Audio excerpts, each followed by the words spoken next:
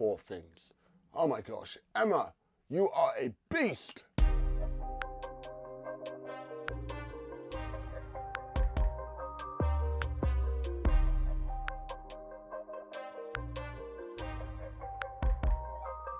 So, let's talk about this film. Poor Things is a film from Searchlight Pictures and is directed by Yorgos Lanthimos. It stars Emma Stone, Willem Dafoe, Mark Ruffalo, and a range of brilliant, amazing actors. And from the very beginning, spellbinding. For me, it delivers one of the most boldest and most engaging explorations of sex, class, and race. And even from a science fiction point of view, beautiful to look at. And turns this wild and into an amazing and fascinating journey. So let's talk about Emma Stone. Oh my gosh, for me, Emma Stone's performance is the best thing I've ever seen in this film. Easily outshines everyone. I already know that she's already got an Oscar and a Golden Globe for her performance, and she truly, truly deserves it. I mean, for me, it's the first time she allows herself to be so vulnerable on screen, and it's what allows this film to push past the premise of it being this science fiction horror that rips on the Frankenstein element. Definitely, no, man. This film does so much more. It goes so much deeper, and it makes you feel human as you're engaging with what's being said. For me, there are a couple of scenes where she takes the journey and simply does something that you wouldn't expect. And right now, every accolade that she's ever received for her role definitely deserves it. Personally, for me, it's one of the best performances I've seen in years. So let's talk about Mark Ruffalo. Now, because of the way the film is structured, he doesn't really come into play till like later on. However, when his character comes in, it leaves excuse the pun, a real mark.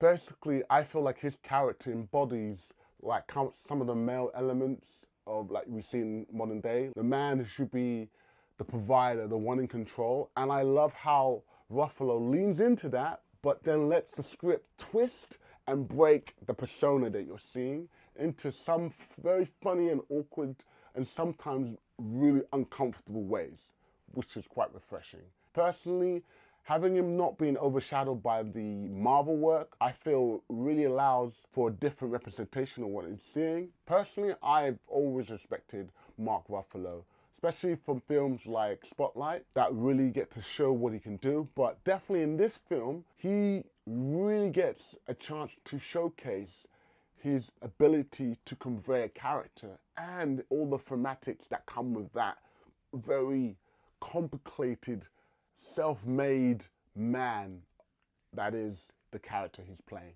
So, last but not least, let's talk about Willem Dafoe. For some reason, every time this man joins the production, it's never just something. He always seems to bring his A game. And for me, Poor Things, he goes above and beyond again. I mean, he's playing a mad scientist, but that could have easily been a caricature, but not William. Oh, no. He decides to put the expression and the intensity and allows this character to feel, well, you feel that he has some responsibility.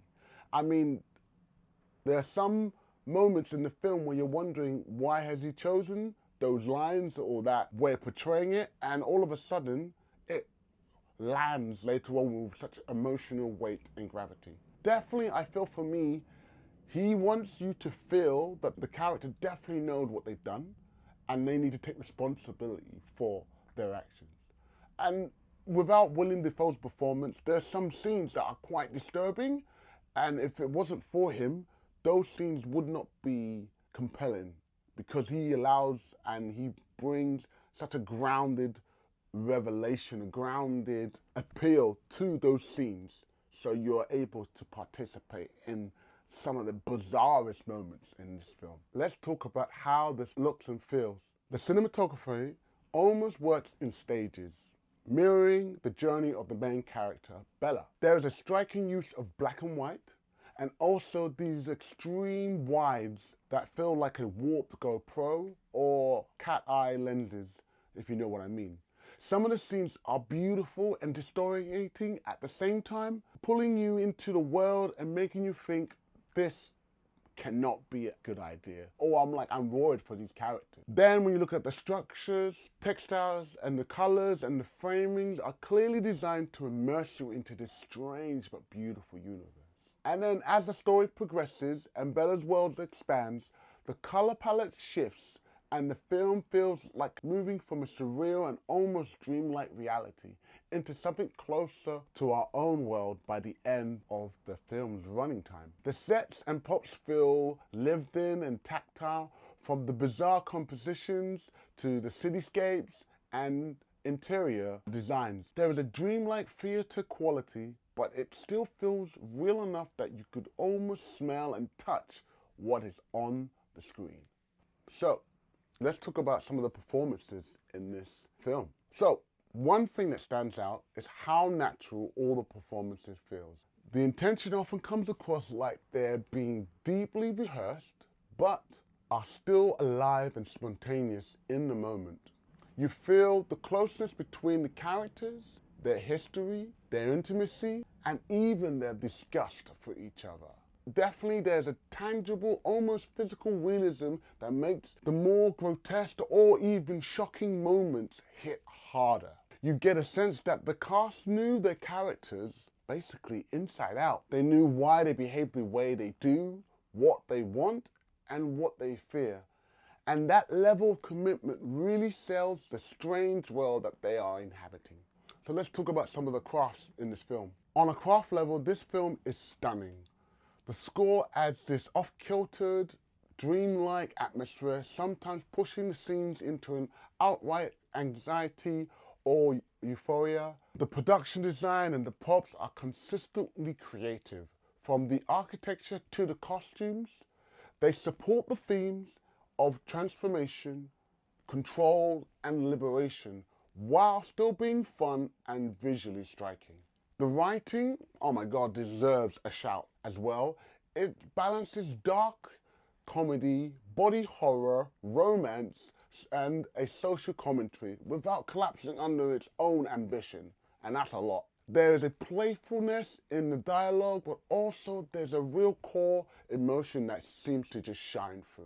If there's any real criticism I have about this film, it's for me, I think the ending was unnecessarily drawn out. So, for me, there's a point in the film where I think, yep, that is the best ending. It really highlights the messages about women's rights and equality in all sexes, basically. But for some reason, it decides to go back to the original B plot that had been introduced at the beginning of the film. Now, don't get me wrong, it was really engaging and visceral, but it felt like a tagged-on scene. It felt like it's just become too long. And because of that, you're kind of missing out on all these great performances and the great message that was being communicated, to the point now you're watching the film and you just think, oh my gosh, the film should have ended 20 minutes ago, which was a shame. Regardless of how I felt about the ending, this film is so beautiful, truly an unforgettable ride. I've seen it now twice in the cinema and I got to see it at home, and again, my appreciation was even greater for this film. I was lucky, I got to see it with one of my friends, and they're not really into the dark comedy horror thing, but they loved it, especially the fact that it gave such warmth and it highlighted the woman's perspective. So it was amazing. Poor Things, for me, you should definitely go check it out. If you haven't already, on streaming platforms, or if you want, why not buy the Blu-ray? So, that's going to be the end of my review. I want to say thank you so much for checking out my review, and I should be asking you the question, have you seen Poor Things? What was your favorite scene? What was possibly your favorite character? Was it Willem Dafoe's twisted scientist, or Mark Ruffalo's chaotic gentleman, or Emma Stone's intense lead, or one of the other supporting characters? Please, let's discuss in the comments below. If you haven't already, please hit the like and subscribe button. I want to say thank you so much for checking out this video, and like I like to say, if you can dream, you can be.